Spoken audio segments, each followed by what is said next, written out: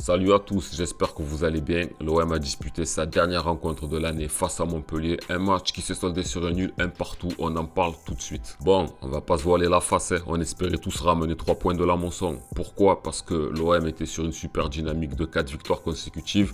Et que Montpellier, ils sont beaucoup plus dans le dur à la 12e place. Une seule victoire lors des 5 derniers déplacements.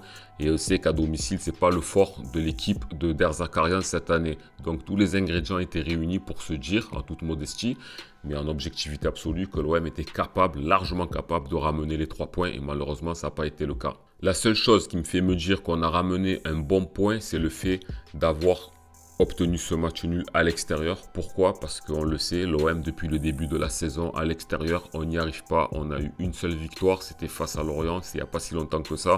Le reste, c'était soit des défaites, soit des matchs nuls.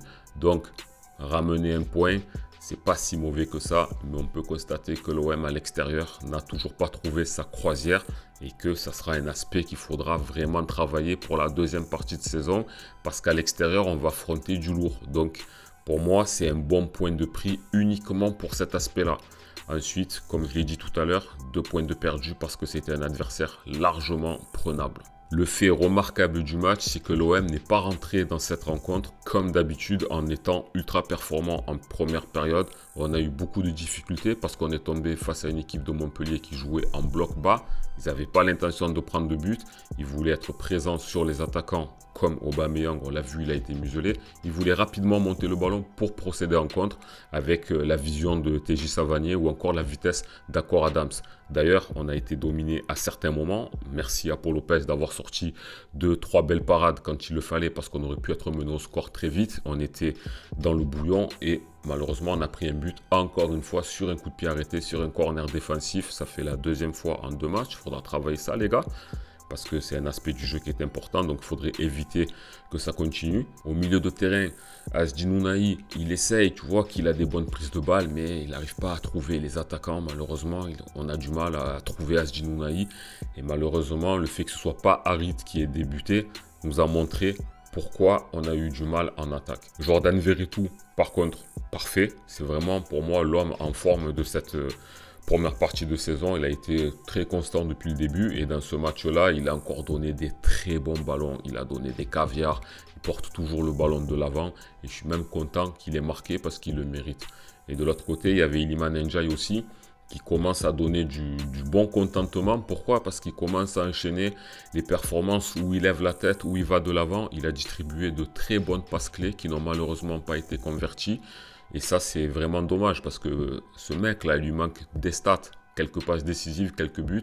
Donc, je ne suis pas en train de dire que c'est Cristiano Ronaldo, mais c'est un mec qui commence à progresser et on espère qu'il pourra continuer à jouer comme ça et que la deuxième partie de saison, après la CAN, on pourra profiter de son talent. Parce qu'en fait, si on regarde bien, c'était l'homme en forme de l'attaque marseillaise.